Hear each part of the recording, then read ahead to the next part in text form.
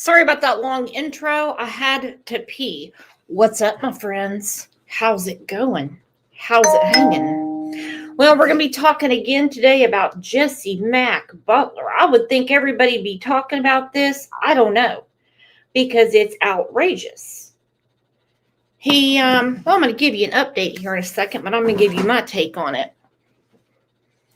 Sports, prominent parents, and the usual, well, at one time, the girls consented. It is disgusting. It is disgusting. I'm pissed about it.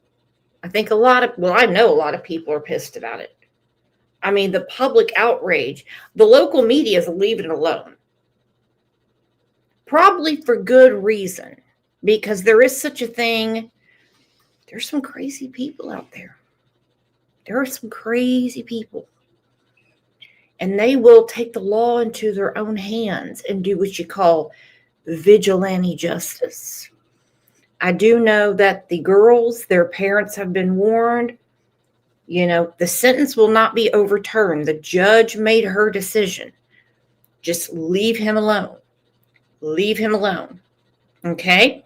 Now, if I read this correctly, there is a protective order from them on him as part of everything.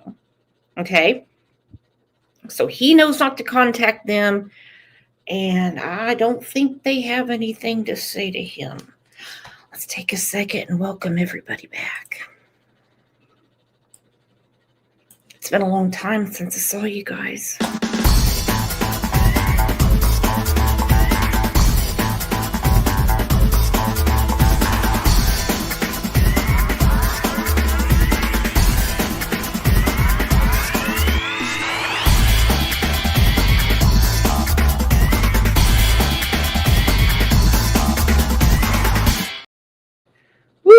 Woo, the weather is cold. It's 34 degrees this morning.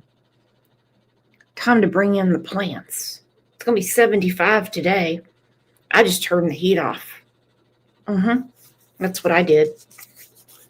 Okie Meemaw, have you heard of this case? About that kid that still has the baby fat on him? That was R-ing all those girls at that high school in Stillwater? It's disgusting. It's disgusting. Let's go back a couple weeks and I'll remind everybody. Here it is.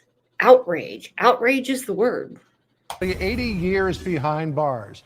But now this Oklahoma teenage baseball prodigy is avoiding prison altogether, and his victims' loved ones say the justice system failed them. Brooke Taylor is following the story. She's live in Dallas. Brooke, tell us all about it. How did it happen? She's live in Dallas. This happened in Stillwater. Yeah, the families are pissed. When the sentence came down, their faces about fell off. Sentences like this make our victims, I'm just go ahead and say it, rape victims not want to talk. Well, Jesse got away with it. So why would I say anything?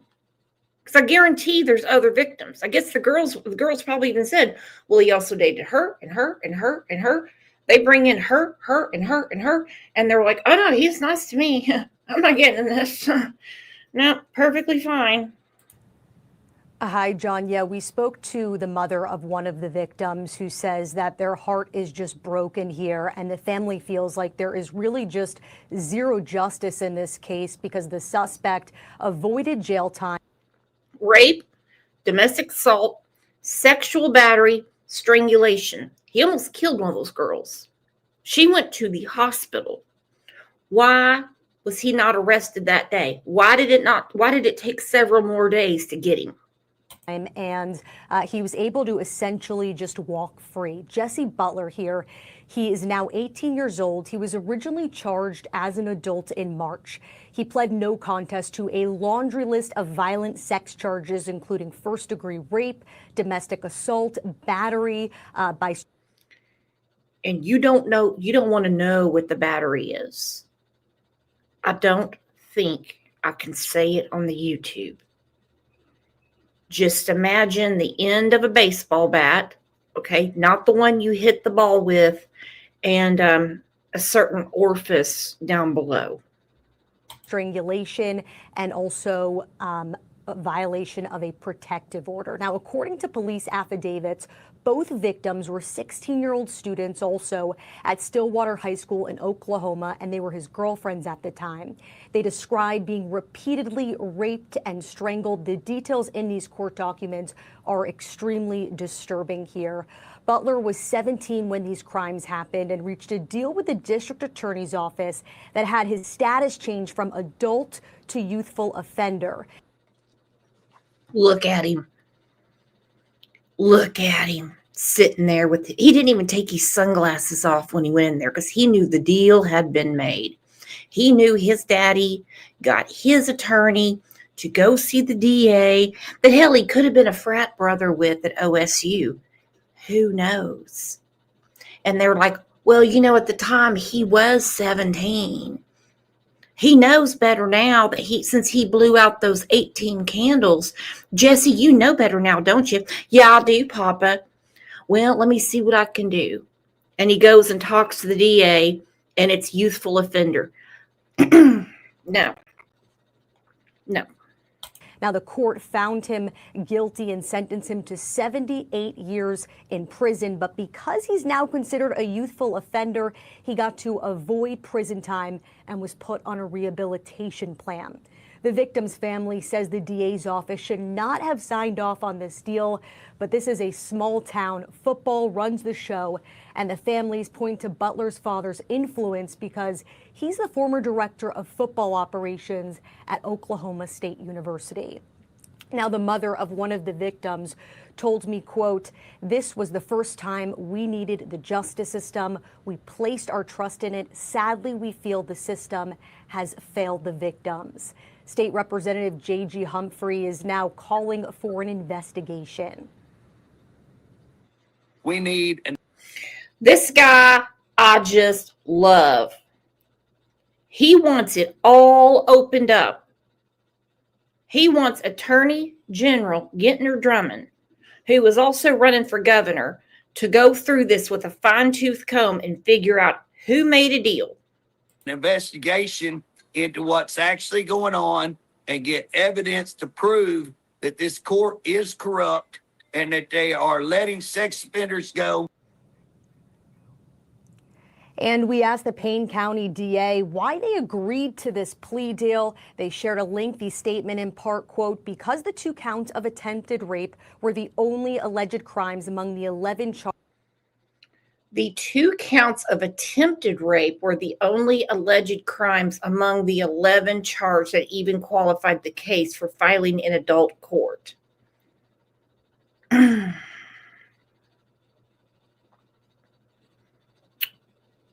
Okay. Charge that even qualified the case for filing in adult court, and additionally, existing law strongly favors providing offenders under 18 an opportunity for rehabilitation.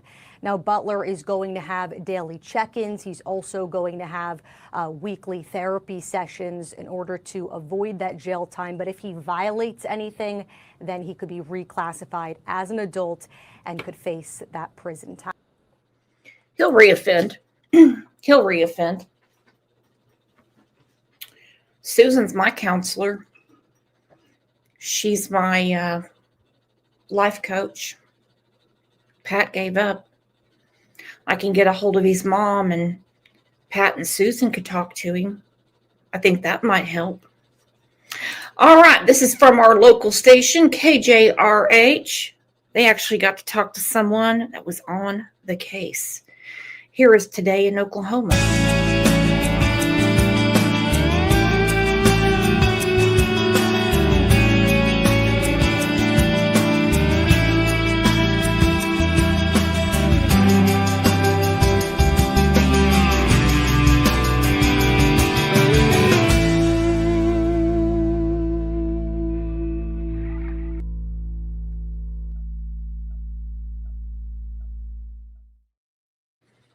Now, my understanding is the re-offending for the next year.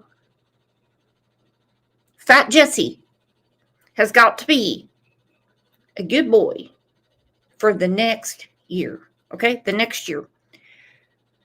I have a feeling it's not in his metabolism to do that. So then he's going to be charged as an adult. Now, my understanding is the reoffense doesn't have to be that of a sexual nature. So I don't know if we're talking a parking ticket at Eskimo Joe's in Stillwater, or we're talking about not having a fishing license. I don't know how weak of a crime it has to be called a reoffense that would open this back up. Okay? But here we go. This is from KJRH out of Tulsa, Oklahoma. Channel 2 is on you. News following a case in Stillwater that's gained widespread attention on social media. A high school student's pleading no contest to several rape and domestic assault charges. Jesse Butler was arrested back in March on 10 rape-related charges involving 2 underage girls. Investigators say the crimes happened over multiple months in 2024 when Butler was around 17 years old. Victim statements from both girls say Butler forced them to perform sexual acts, and both say Butler strangled them to the point of unconsciousness. The case now sparking... That alone is enough to keep him on the adult status. Outrage online after prosecutors reclassified him as a youthful offender despite initially charging him as an adult. I talked with Kimberly Jantz with the Tulsa County DA's Juvenile Division about how... She's with Tulsa County. She's not with Payne County. Oh my goodness. You might as well have talked to me. Despite initially charging him as an adult. I talked with Kimberly Jantz with the Tulsa County DA's Juvenile Division about how that process works and what factors can lead to such a decision. This is an area of law that is incredibly complicated. The biggest factors are what was the crime and what is the age of the defendant. Jantz didn't speak specifically about Butler's case since it didn't happen in Tulsa County, but says the most significant change that can come deals with sentencing. Butler originally sentenced to 78 years in prison. That changes as a youthful offender, or YO. Wanting to do the YO aspect gives you the possibility of rehabilitating yourself before having to serve a long sentence in the Department of Corrections. We reached out to the Payne County District Attorney, Butler's attorney, and the Office of Juvenile Affairs, but haven't heard back. You're not going to. You're not going to. But last week, Shonda and I, or a couple weeks ago, we called ourselves. Okay. Oh, it says live chat replay for this is not available. Well, I can see it. All right. So we called ourselves. Listen to this. That's crazy. That's okay. That's all right. You know, I mean, it is what it is. Mm-hmm. By instrument. Okay, that's not what I wanted. I obviously rewound too far.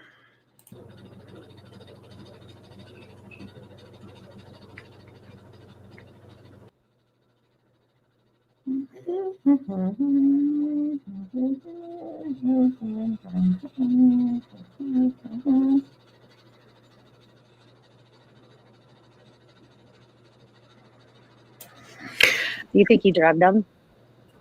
Oh, I would. I'm telling you right now. I mean, something was going on. I mean, nobody's going to put a ball bat in my ass. Nope. Have to turn our cheek and just look the other way. Just screw it. I'll just read it to you. Dadgummit.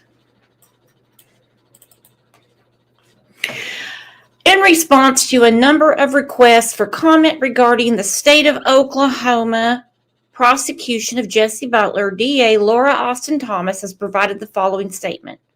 The DA's office carefully evaluates every case submitted for prosecution to determine the strengths and weaknesses of the available evidence and potential defenses. The charges in this matter allege conduct by a 16-year-old male directed at a similarly aged young woman. Most crimes committed by persons under 18 must be filed in juvenile court where proceedings are confidential and have no potential for incarceration in the adult system.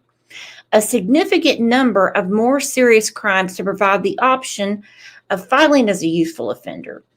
As a YO, the accused has an opportunity.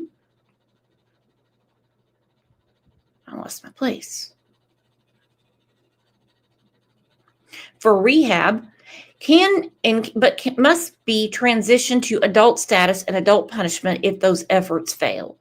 Okay, so basically they're saying if he messes up in rehabilitation or he gets in trouble again, it switches back to adult. Okay? A much more limited number of crimes allow the state to file the charges in adult court from the beginning. The YO sentence imposed against Jesse Butler requires him to complete his rehabilitation plan successfully, including an aggressive schedule of therapy with a specialist in sex offender treatment. Can you treat a sex offender? Asking for a friend. Can you? And should he fail, he faces reclassification as an adult and a sentence of 10 years in prison. Now I'm going to highlight that for you, okay? I'm going to put this in here. It's going to be all cut up.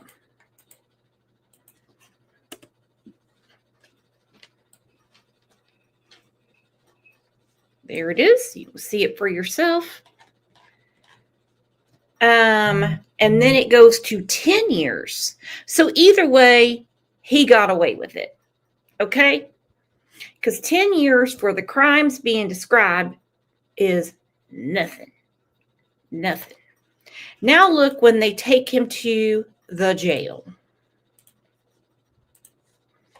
This is from Law and Crime, and look at his mom. She's like looking, he's just looking at him like, how dare you? And she's looking at him like, what are you doing here? I thought my husband took care of this.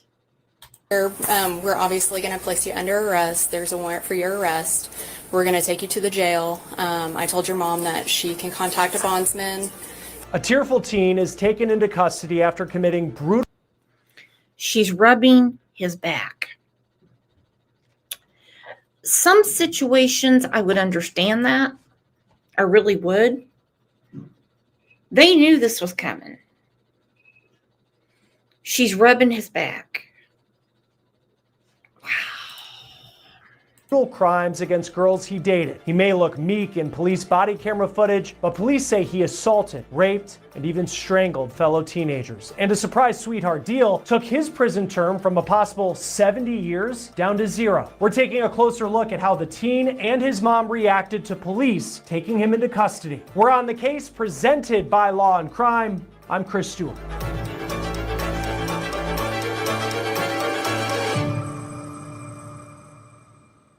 Hey,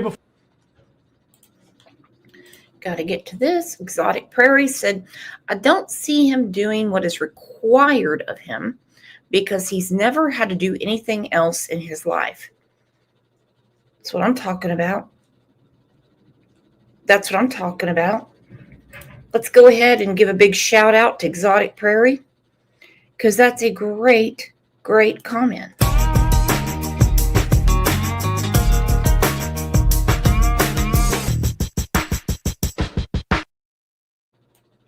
Full offender status, and instead of going to prison, Butler went home with instructions on how to complete counseling and community service requirements. Butler's exact treatment plan, it's sealed in the court record, but the district attorney's office released this statement, quote, the youthful offender sentence imposed against Jesse Butler requires him to complete his rehabilitation plan successfully, including an aggressive schedule of therapy with a specialist in sex offender treatment, and should he fail, he faces reclassification as an adult and a sentence of 10 years in prison. The change in punishment sent shockwaves through the community. It devastated the two girls who had gone to school officials to report what Butler had done to them. A mom of one of the victims told the outlet Tulsa World that the families were completely against youthful offender status from the beginning and said that it was their understanding that the prosecutor trying. Why are they blurring out his parents' pictures? This case would not accept a deal like that. Photos have been released showing one of the victims in the hospital after apparently repeated assaults by Butler. The victim's family says she ended up needing surgery because of severe damage to a vein in her neck. There are calls for the judge who approved Butler's deal, Special Judge Susan Worthington, to be reprimanded or removed. Like me. Like me. And if anything gets done in this, I believe she's on the ballot in 2026. Payne County. Payne County. Not only are we voting for governor and attorney general, lieutenant governor, all that stuff, state superintendent, we're voting for judges too. If she's on the ballot, do what's in your heart. Do what you need to do for okaying this deal. Now, in just a moment, I'll talk to a judge who has advocated for youthful offender programs to discuss whether this one is a step too far. But first, I want to let you know what 2 official affidavits have to say about Butler's behavior and how he reacted when he found out he'd actually be taken into custody. According to the first affidavit, a 16-year-old identified by her initials LS told a school resource officer in September of 2024 that she dated Jesse Butler for a few months earlier in the year, and that during that time, he physically and sexually assaulted her multiple times, including trying to rape her inside his car outside an ice cream shop the previous February. The affidavit reads, quote, LS reported she yelled and told him no repeatedly and tried to push him off of her, but was unable to overpower him. LS reported Butler told her he was sorry for what he had to do, but he had to do it. LS recalled hyperventilating because Butler intended to have sexual intercourse with her and she did not want to. According to LS, a woman must have heard her screaming because she walked up to the car and interrupted them. LS told police that Butler told her that if the police came, they would both be in trouble. He reportedly took her back to his home where her car was parked and tried to rape her again. The affidavit reads, quote, LS told Butler she needed to get home, but Butler pulled her on top of him and told her, you're not going until I'm finished. She said she was able to get away and go home, but this wasn't the only time that an adult may have witnessed Butler trying to assault LS. The teen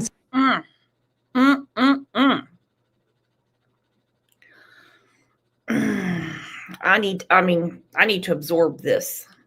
says that she was at the Butler home in their movie room when Butler took his clothes off and tried to have sex with her. She says Butler's mom came to the door asking if everything was okay, but the affidavit doesn't say anything else about her reaction to what she might have seen or heard. In late February of 2024, Butler reportedly their movie room. Let me tell you what, they have got quite the spread of a house, okay? strangled her because she refused to have sex with him. The affidavit says, quote, LS reported she was hyperventilating and then recalled her vision being blurry and she was dizzy. She reported her head immediately hurt and she was confused about what had occurred. She was scared of Butler, but when she regained consciousness, Butler was laughing at her. Following this incident, LS reported she had a handprint and an injury on her neck. Butler and LS apparently broke up in March 2024, and he started dating a girl identified as KS, and his disturbing and aggressive behavior allegedly continued. A second affidavit details the assaults KS. Why was he still in school with that report against him? I think we all know that answer. Says she suffered during the relationship. Quote, KS reported Butler had left bruises on her hips from squeezing her so tightly. KS reported the intercourse was extremely aggressive, but she reported she quickly stopped fighting it because Butler would overpower her and hurt her to get his way. KS explained that she learned what to and what not to do to avoid being hurt by Butler. According to KS, Butler would pin her down and she was physically unable to get him off of her. KS stated this would often lead her to hyperventilate, which Butler thought was funny. According to the affidavit, Butler also strangled KS so long that she eventually passed out. She reported she woke up on the floor of the living room in a home where she was house sitting. She claims Butler was livid that she wouldn't have sex with him in someone else's home, so she says he raped her instead. Later that same week, KS reported that Butler choked her again, and it's for a sick reason. The affidavit says, quote, KS stated Butler told her he wanted to strangle her so he could film it on his phone. And if you can believe it, police found that video on Butler's phone, which showed him choking KS until she passed out. But the judge said all they could really find to put him in jail was 2 things of attempted rape. I'm sick at my stomach. Was charged in March 2025 with 10 counts. An 11th was eventually tacked on when he reportedly violated a protective order. And we got our hands on body camera footage from Stillwater Police that shows officers arriving at the Butler home and taking the teary-eyed young man into custody. We're ready to obviously tell our story too. Yeah. Jess, it's Mom. Open the door. It's me. And if you'll just have him step out. Okay. Give me your wallet and phone and stuff. So, okay. Your what? They're in the car. Well, okay, it's fine. It's not locked or anything, is it? Okay. So, can you tell him what you just told me, or? Yeah, so we're here, we're obviously gonna place you under arrest. There's a warrant for your arrest. We're gonna take you to the jail. I told your mom that she can contact a bondsman, and you shouldn't be there very long, but there just is a process for paperwork and stuff. But right now you do have to come with us, and I do have to put you in handcuffs, so turn around for me. You have to put him in handcuffs? She's like, you have to put him in handcuffs. Okay, she thinks she's like Billy Joe Howell, and she can take him to the Chinese buffet and get him some egg drop soup and an egg roll, and then she can, like, you know, just hand deliver him to the jail. Transport somebody in custody. I love you. I love you. It's okay. Yeah. I'll get you out. For me? What a mother. What a mother effer. She looks at him. I'll get you out, okay? I'll get you out, okay? She'd already told him, I want the body cam of what Mom told him in the driveway. Oh, I'm going to get him out. I don't care what it is. She's like, look at this spread behind me. Look at these cars. Look at that RV. Look at that boat. I'm going to get him out. That's the reason they said, you're not going to be there long, because they already know he's going to bond out. I'll get you out. I'll get you out. That's exactly what she said. All right. Stay silent. Rick knows about this. Rick is their attorney, okay? The only reason Rick knows is because they had been forewarned what was coming down the pike. They already got a hold of an attorney that's like, oh, I'll handle this. Oh, I'll handle this. Nothing like teaching your kid a lesson like, okay, you know, leave him in there. We'll come get him, let's say on Saturday. Candy's on this. Dad's on his way. We're coming to get you, okay? Stay strong, okay? Say your prayers. Okay, so we will. Say your prayers. Hey, look, we should all pray, but those girls were praying for their life. They thought he was going to kill him, and he could have. He's going to go right to the city of Stillwater jail, and if you'll just contact her, then she does this all the time. She knows what to do. Yeah. Make sure Okay. she knows Stillwater Police Department, not a county. Stillwater Police Department. We're the ones On that- Lewis. Yeah. Yeah. Let them know that perfect. we're the ones that picked him up. And They when don't- you say we are the ones. Stillwater PD. Stillwater PD. Yeah, Okay. that way they don't think he went like straight over and he's over at the county. Awful experience for a child. She goes, what a horrible experience for a child.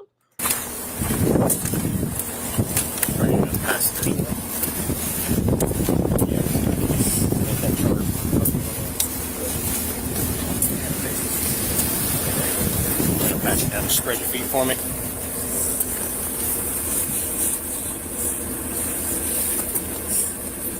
Nothing in their socks.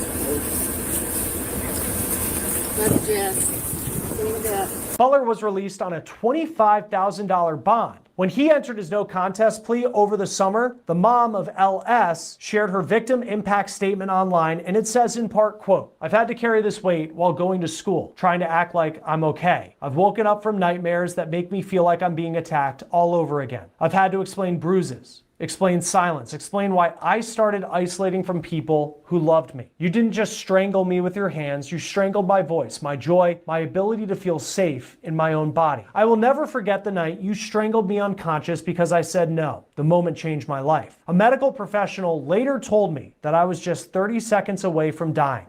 30 seconds. If you had just kept your hands on my neck just a little longer, I wouldn't be standing here today. That wasn't just a scare. It was a near-death experience. You didn't just hurt me, you nearly killed me. LS also addressed Butler's mom and dad in her statement, saying, quote, to Jesse's parents, I don't know what you know. I don't know if you heard me crying through the walls or noticed how your son treated me when no one was looking. But I hope you hear this now. Your son hurt me in ways that cannot be undone, and I need you to understand that your silence, your protection of him, or even your denial, that would hurt too. Because someone should have stopped this. Someone should have seen the bruises and the fear. My colleague, Law and Crime's Jesse Weber, recently sat down with Justin Shepard, known on social media as Just in the Nick of Crime, who did some of the... Okay, I'm trying to wrap my head around the 25,000. Okay, that lady's probably got 2,500 in cash in her purse. Okay? Really? Really?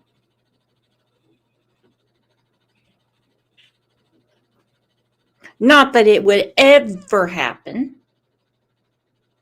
but if it was one of our sons, it wouldn't go this way. I'm just letting you know. First reporting on this story and spoke with people in Stillwater. What have you learned here about how this is even possible? Because I will tell you, there is a lot of speculation online right now that the Butler family may have connections that may have helped him get this so-called sweetheart deal. We couldn't confirm that. What can you tell us? So I've spoken with some of the family as well of both victims who came forward against Jesse. There is a third victim who, if she hasn't come forward, but can you blame her when you look at this as the justice that they get? So there's a third victim, and I knew it. I knew it. Because TikTok Justin or whatever, the guy that drinks White Claws at CrimeCon, I guess that's why he won't answer my emails or anything. He said there is a third victim, but she will not come forward. Well, why would she? Why would she? At this point, would it help? It could, because it would be a totally separate case, because this one's done. It's over. Tell her story. Maybe then they'll understand with the public backlash, we can't do this again. I really wish she would, but I wouldn't. I can't blame her, but I really wish she would. kind of like you said, the speculation is that Jesse Mac Butler's father is a man by the name of Mac Butler, and he was the head of football operations at OSU for I forget how many years, but for a pretty long time. He's, you know, kind of a staple in that community. And when we're talking about Stillwater, Oklahoma, we're talking about OSU. For people who don't know, Stillwater is the town that Oklahoma State University is in. So there's a lot of things tied to that. You know, Mac Butler, it seems that he grew up there. His wife currently works for OSU. His daughter works for the public school system there. He was apparently had been hired as like a coach of some kind for Stillwater High School as well. So somebody with deep-rooted ties into the community, and that then leads you to the judge in this case, or one of the judges in this case.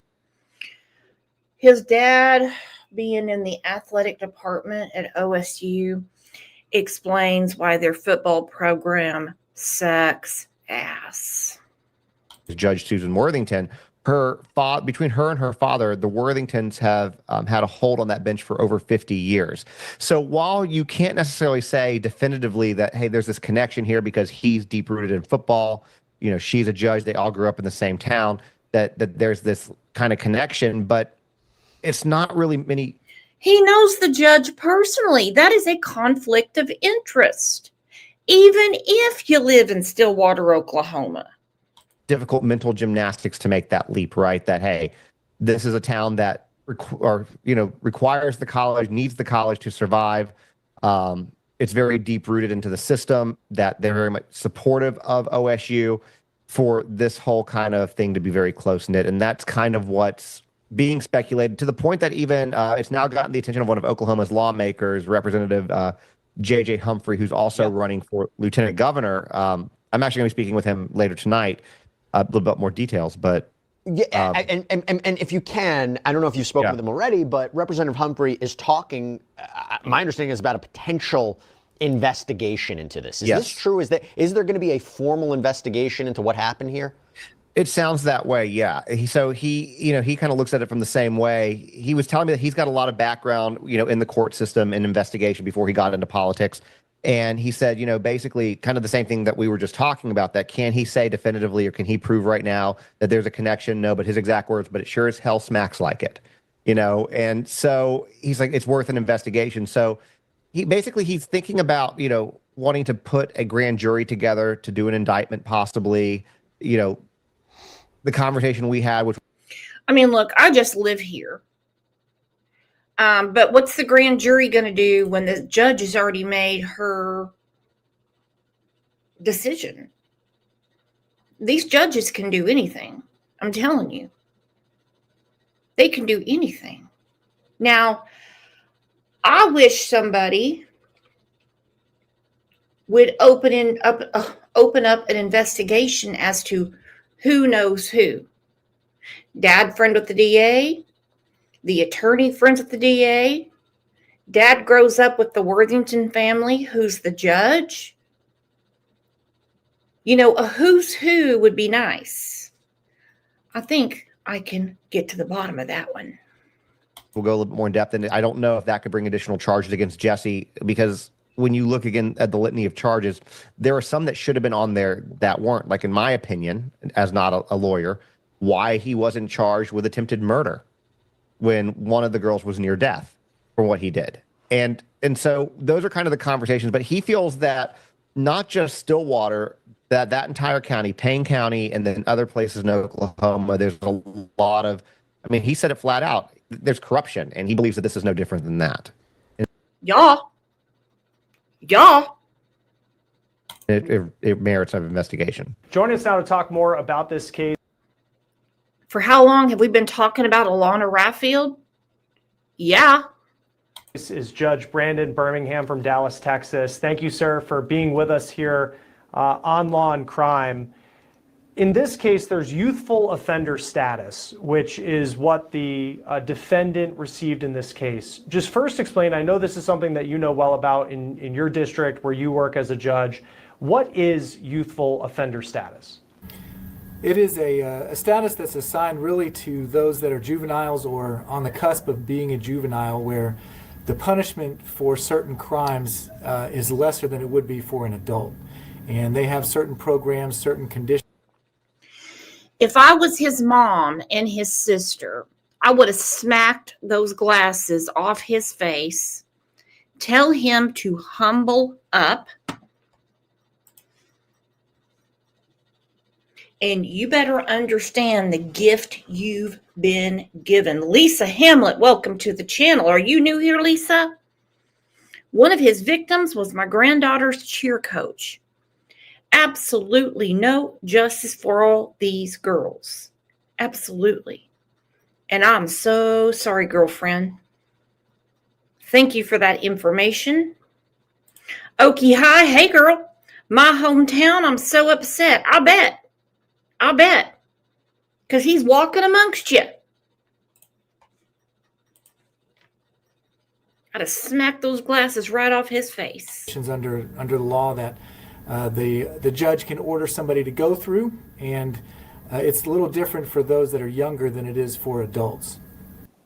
How does that compare to, because in this case, the defendant was 18 years old at the time that this deal was reached.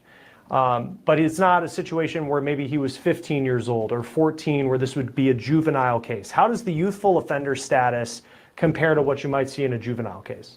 It's just a function of punishment. I think there's the idea in assessing a punishment that, those that are younger are more likely to make mistakes and need to learn from those mistakes, as opposed to somebody who's, let's say, in their mid-20s or maybe in their 30s, or, that's an adult that we expect them to behave in a certain way. And there's, maybe not laws that are written in a formula, but I think when considering what a person's punishment ought to be, somebody's age and experience has always been taken into account.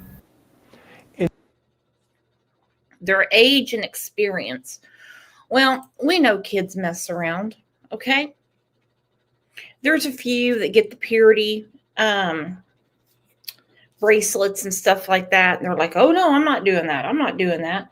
And they stick to it, and that's perfectly fine, okay? We know. We're not stupid. We were there. So if he is obviously sexually active and we know he's violent, why not do something a little more with this? Well, we know why. We know what happened.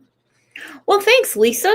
She said, not really. I've been listening since the Harmony case. Well, hey, you're old hat around here. You know how we roll.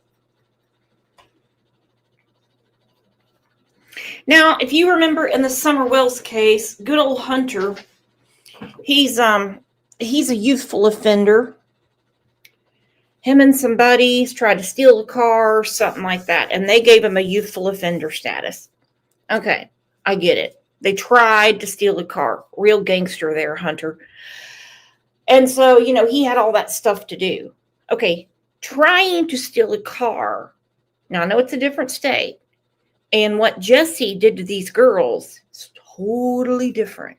He's violent, my friends. He's violent. In this particular case, this was a no contest plea. So this was a deal that was reached between the defense and the prosecution. For you as a judge, just when these cases go through, and what is your role in this? Because I think for there to be in a case like this where there is going to be criticism, and that's just the way it is, and I know with your job that there's always going to be criticism of the system in these types of cases.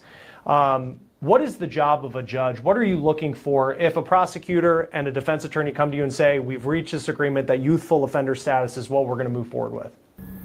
Well, the job of a judge really is to make sure that all of the processes are followed to a T, and that everybody, both sides, I say everybody, both sides has availed themselves to the opportunities under the law to be prepared and to have what they need in order to be prepared. So you're really at that point sort of an umpire that's just making sure that all the boxes have been checked.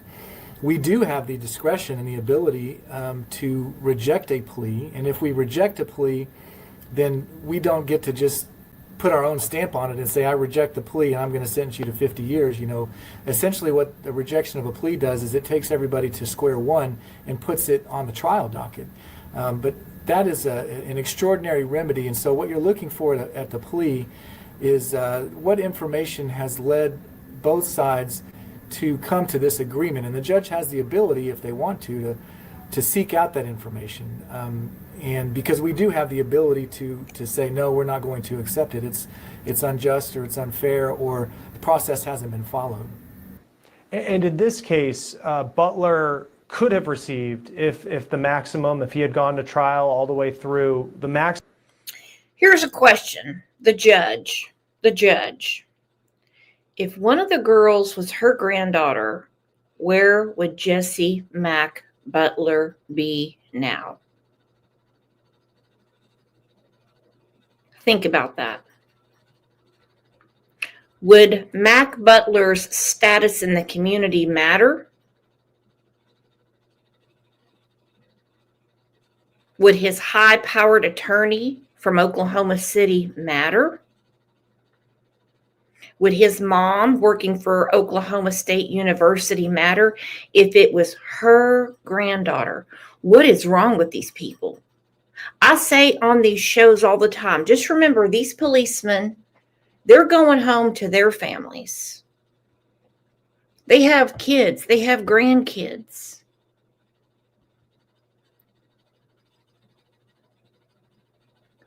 This is a judge that let him back out into society. What if her granddaughter had been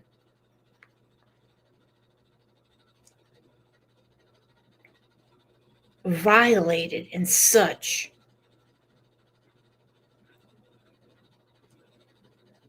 a horrible way? These girls will never forget this. Maximum would have been roughly 70 years in prison. Instead, through this youthful offender status, he is going to have a treatment plan that he has to go through with different requirements that he's going to have to meet. But you look at what he was accused of in this case, and it's very difficult to read through. It was violent. What are some of the factors that a prosecutor and the defense attorney you're working with, when determining that youthful offender status is a good resolution for this? How does maybe violent tendencies, the threat of maybe reoffending, how does that go into whether or not this person would be a good candidate for this, as opposed to what could have been, the good majority of his life in prison? Yeah, you're looking at a prediction of what you think might happen in the future, essentially. That's one component of assessing punishment or an outcome in a criminal case. And one of the ideas is that somebody's history will indicate how they're going to act in the future. And so when you're saying, okay, does this person deserve more, a lighter sentence or rehabilitation, you're asking yourself first, can they be rehabilitated? And is there still hope for them to be rehabilitated? That's one component of a very complicated and nuanced issue. The other one, of course, is what are the facts of the case? In other words, if somebody could commit a horrible crime, they might have all the potential to be rehabilitated, but the crime itself is such that maybe that they just need to be punished. And there's always that tension between what's best for the defendant on the one hand, what's best for society, and then of course what's best for the victim and what their voice is and how that voice is heard in the sentencing process. But all of it, to go back to your first question, the lawyers are assessing their cases, and there's strengths and weaknesses in every case, and allegations are allegations. You've got to eventually, if you're the prosecution, line up your proof and make sure that you're right, because you don't want to lose. You don't want to even go forward if you're not right. And so I think plea bargains are all stupid. I'm going to quote Aaron Brockovich and say, you lawyers complicate the shit out of everything. This guy knows it's wrong. This guy knows that maybe a plea deal for less time. Something like that. Okay? You have 2 witnesses. You have medical evidence. What's he talking about? Depends on the evidence. We're talking about this case, buddy. We're talking about this case. Also a function of the quality of proof by view of how the lawyers assess their case.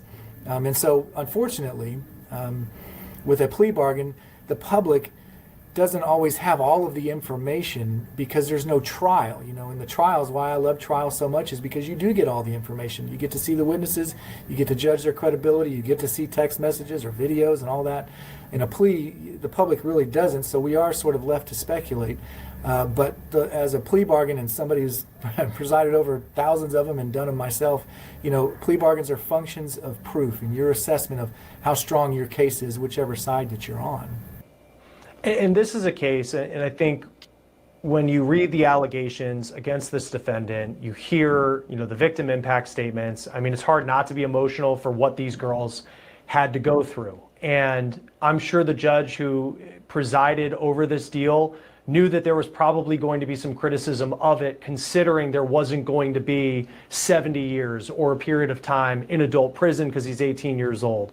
Not asking your opinion of the decision for this to be youthful offender status, but just as a judge, it's so rare that we get to actually talk to someone who sits in the chair. How do you deal with some of those deals that may come across that are public, that may have criticism of it, and knowing that you're presiding over something that's probably going to get a lot of heat from the public and from people? Yeah, there is probably information we don't know in this case, but that there's going to be a lot of frustration from the public when it goes through. And I've been in that situation before, many times, some of it in very public settings and some. Yeah, I don't think you've been in this situation, Baldy. I've never heard of you. Some of it not public, but either way, as a judge, that every decision you make, you're going to disappoint precisely half of the people that are looking back at you, and sometimes everybody. And so what you have to do is fall back on what your role is as a judge. And we are process followers. We make sure that the process is followed. We also make sure that everybody stays within their roles. And so that is procedural justice, procedural due process. And so we have to adhere to that. Yeah, I took 8th grade civics, dude. Thanks. That the public outrage is going to come, and we're not here to be popular. We're here to be stewards of the law. I think that there's accountability for that too, in the sense that the decisions we make, we are not the end all be all. If there is something untoward that's gone on in any given case, there's a process in place, a review process. We answer, unlike the Supreme Court justices of the United States, we do have a reviewing body that looks at whether we did something that was outside of our processes. And we have to be held accountable for that, and we should be. There should be a transparency.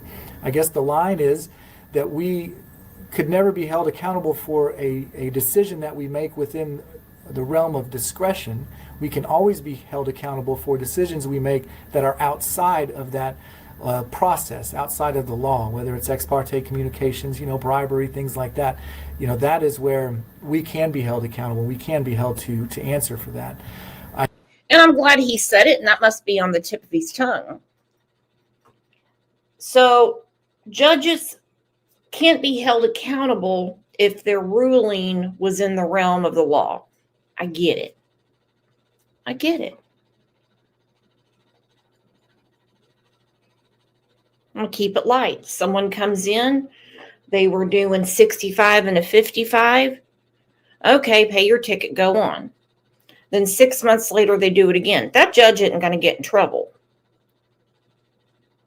But like he said, bribery, ex parte communications, meaning Daddy Mac was talking to the judge, Daddy Mac was talking to the DA, or his attorney was paid to do all of this.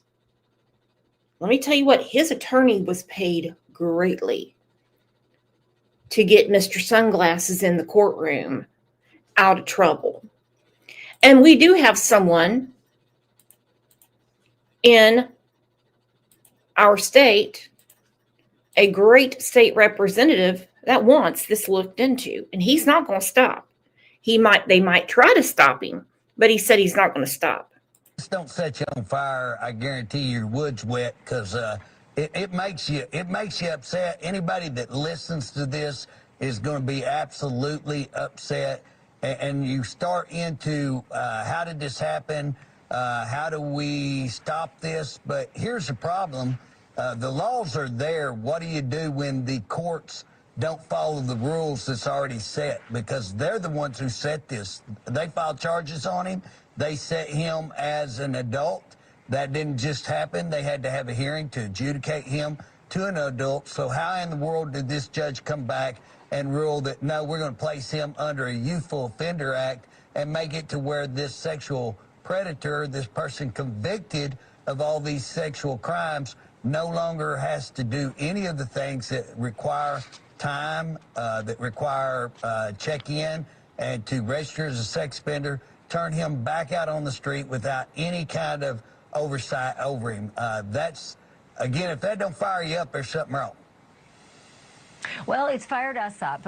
We're now, I think, on our second or third night of coverage on this story. We want to see if there's going to be a change, some resolution, some recourse for these moms and their daughters who have suffered through this. But I keep coming back to how it happened. Sir, do you think that the courts are corrupt? Is that how you think that this deal was maneuvered? Oh, absolutely. We're working on grand juries right there. I think this is just the tip. He goes, oh, absolutely. We're working on grand juries and everything. This is just the tip of the iceberg. The iceberg. I think we're going to see more cases like this. I think we're going to see, I'm working on a case that may be as shocking as this. We're trying to get the Payne County grand jury because of this kind of action.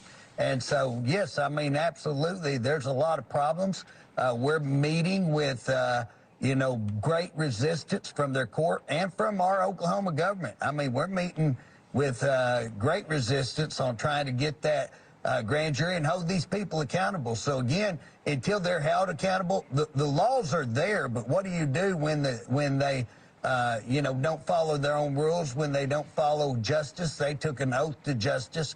Does this sound like justice? And again, here's what I'm saying. Shouldn't we investigate? Should we not investigate? Was there political favor done here? Was this done as a result because of positions the father has or because people knew each other. I would think that it would warrant investigation. And again, it's all allegations. We don't know what happened until we go in and investigate it. But golly, I'm mad as all get out. And we're trying to have other things there in that same county investigated. I mean, very, very corrupt things going on in this county and really across the state. There's all kinds of things. And guess what? We're having to fight our own Oklahoma government. This is red Oklahoma, and yet we're having to fight them, and we're having to fight the court system just to try to get things like rape. He's like, there's all kinds. There's all kinds of corruption in Payne County. There's all kinds. Nicolina said he's the next Ted Bundy. That's what Susan said. She's like, he's going to kill the next one. He's going to kill the next one. He goes straight for the throat. And they think they're going to have him talk to some social worker in Payne County, Oklahoma, and she's going to do some kind of weird exorcism to beat the mama out of him. Because that body cam tells you right there how his mama treats him. He does no wrong. No wrong. And these type of cases investigated. Well, I love the fact that you and Democrats, you said it's red Oklahoma, but Republicans and Democrats come together on this issue. I'm just hoping that you can actually force the hand and get this investigation kicked in, maybe a grand jury to look into it deeper. But short of that, sir, do you see any kind of federal path for these families with the facts and the affidavits that you've read? Have you seen anything that might actually give them some sort of standing in the federal courts? I think that you could to pass possibly to go to federal court. One, if we can get a grand jury and we can establish enough that there's no way that we get a fair hearing in Oklahoma, we could establish a federal grand jury and we could include this case. Now, I don't think you're going to get a reversal on the case, but you could look into, did the judges act right? Was there favoritism? Those kind of things. And again, if the family could prove favoritism or corruption in the court, that would be a cause to get that maybe into federal court. There's two vehicles possibly to get that done. It's going to be extremely hard. Once you get a ruling, very hard to get the court to change that ruling. And again, what you're going to see is this case put off, and they're going to try to outweight you and everybody forget and move on and go to some other newsworthy story. And again, we have case after case in just this county alone of these kind of incidents, not only rape, but arresting people who were turning in sexual abuse or abuse on their children, and they arrested them and put them in jail. So again, it's not just covering up rape, but it is going after people who come in and report these kind of abuses. So it's I mean, it's out of control. This is a big, big deal, and this is a big, big story. And if you look at what's going on and you put this rape case up beside grandmas and dads getting arrested for turning in abuse, that's when the community really is outraged. You want to get outrageous, start looking into everything and put it all in perspective, and you will get fired up. There is a lot of corruption going on in this community. Thank you for watching. He's not lying. All right, I went to the court docket. Let's look at this. Okay, there is Jesse Mack Butler. Yep, there you go. Robinson Avenue, Chance Derrick. Then Jessica Goodwin, Perkins, Oklahoma. So she's closer to Stillwater than the dude in Oklahoma City. I have a feeling he's driving the train, though. Events, March 6th this year, initial appearance. May 12th, preliminary hearing, $25,000. Okay. Status review of prelim, $25,000. Okay, they got him out. Okay, that's all that means. District court arraignment, dispositional hearing, that was September 22nd. All right, then October 6th, dispositional hearing. Now, December 8th, they're doing a review. That review is just to make sure old boy he's being a good boy. He's going to his sex offender counseling. He's doing his community service. He's keeping up with the schoolwork. He's not allowed to go to school. He's not allowed anywhere near the Stillwater High School campus.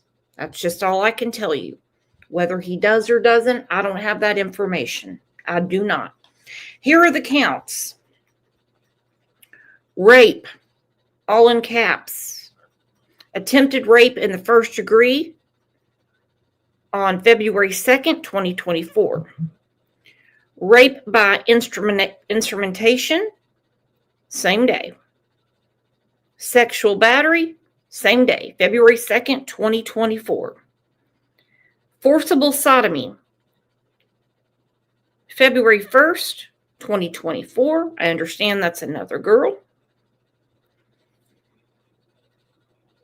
Another attempted rape, different day, different girl, I believe. February 1st, 2024. Another rape by instrumentation,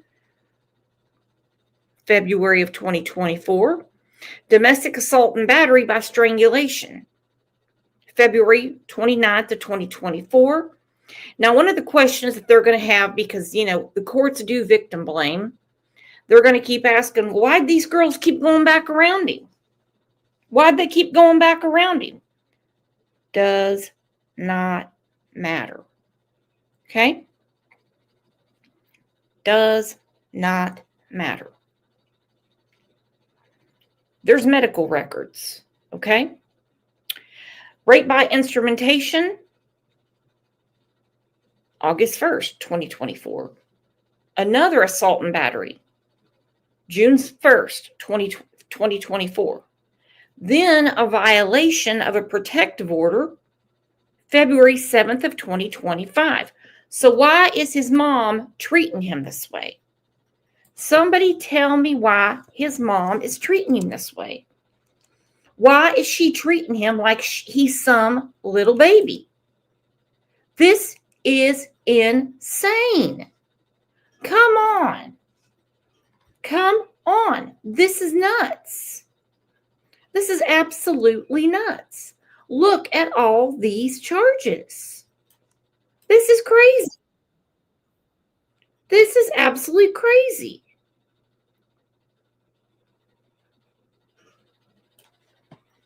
We'll come back to that. Let's look at the body cam again. Yeah, he's really going to rehabilitate.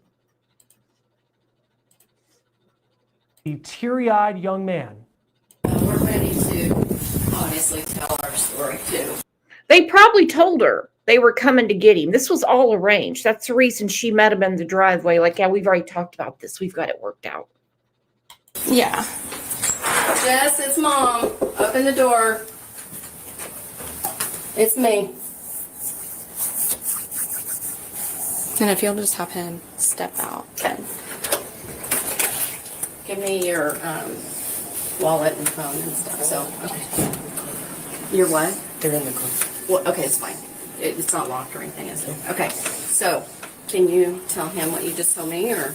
Yeah. So we're here. We're obviously going to place you under arrest. There's a warrant for your arrest. We're going to take you to the jail. I told your mom that she can contact a bondsman, and you shouldn't be there very long. But there just is a process for paperwork and stuff. But right now you do have. Okay, you can watch his reaction. He's just rolling his eyes. Just listen to every word his mom says. All right? This is insane, especially when she goes, Rick knows all about this. Candy's on the way. Dad's on the way. Rick is the attorney that works for Derek at the law firm in Oklahoma City, I understand. Come with us, and I do have to put you in handcuffs, so turn around for me. You have to put me in handcuffs? Violent harassment, common transport, somebody in custody. You know we're gonna win this. It's okay. Yeah. I'll get you out. For me? All right. Stay silent. Rick knows about this. Candy's on this. Dad's on his way. We're coming to get you, okay? Stay strong, okay? Say your prayers. Okay, so he's going to go right to the city of Stillwater jail, and if you'll just contact her, then she does this all the time. She knows what to do. Yeah. Make sure Okay. she knows Stillwater Police Department, not county. Stillwater Police Department we're the ones on that- Lewis. Yeah. Yeah. Let them know that perfect. we're the ones that picked him up. And They when don't- you say we are the ones. Stillwater PD. Stillwater PD. Yeah, Okay. that way they don't think he went like straight over and over with the county. Awful experience for the child. My goodness. Pass the video.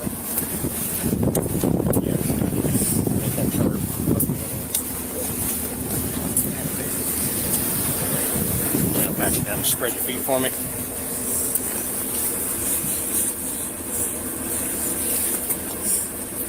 Up and on their side. Love Jess. See you there. Butler was released on a $25,000 bond. Sick.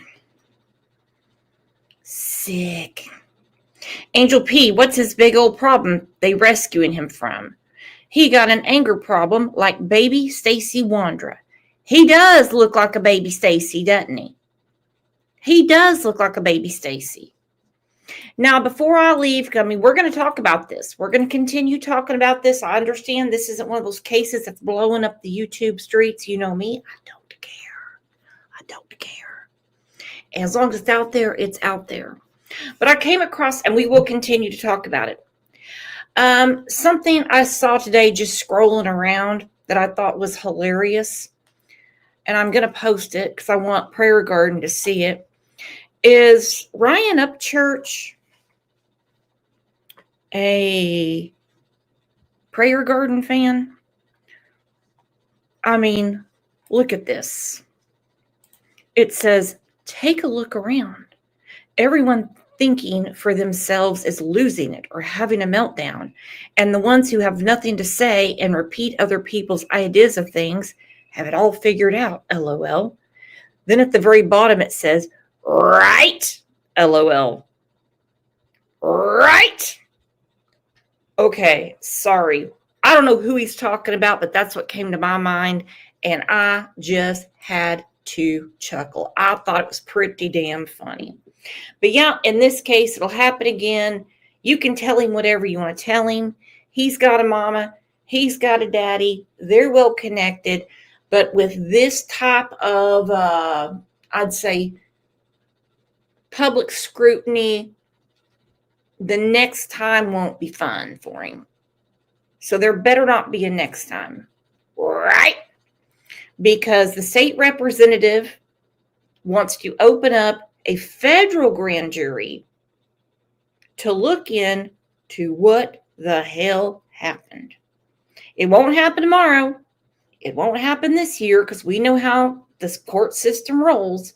And this is probably going to be rolled into a bunch of other things. You know how they do. They're real multitaskers for us. You know, they really work, those politicians. They can barely sleep at night worrying about what we got going on. But I mean, he's on it. And I'm really happy to hear that. And maybe something will come of it. Because I would love for that judge to either be booted out in the next election. But the DA and the judge have got to be looked at. They just have to. All right. You guys have a great rest of your afternoon. And I got to figure out what we're going to talk about tomorrow morning. Any ideas? Any ideas? Any ideas? I'm sure we'll come up with something. All right. Love you guys. You are the best. See you over in Discord.